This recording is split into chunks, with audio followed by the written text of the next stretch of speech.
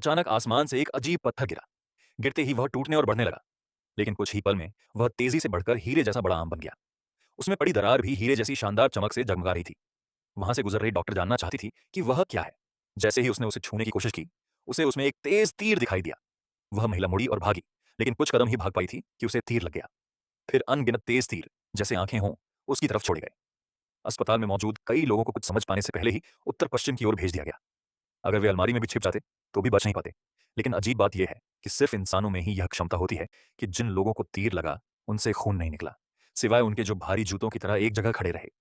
कुछ ही पल में अस्पताल में दिखाई देने वाले लगभग सभी लोग उस मॉन्स्टर के हाथों मारे गए, सिवाय एक छोटी बच्ची के, जो हॉल के बीच में गोलियों से खेल रही थी।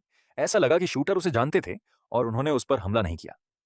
लेकिन इस डरावने मंजर ने उस छोटी बच्ची को गोलियों का डर और खेल सब भुला दिया। वह जल्दी से घुटनों के बल बैठी और सोफे के पीछे छिप गई। डर से कांप रही थी।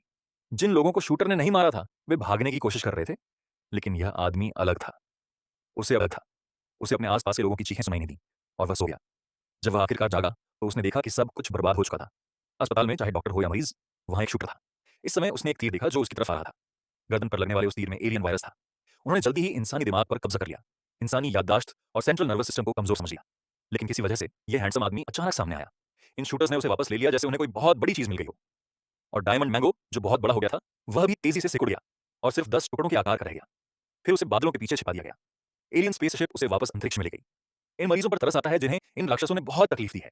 वे अभी तक ठीक नहीं हुए हैं।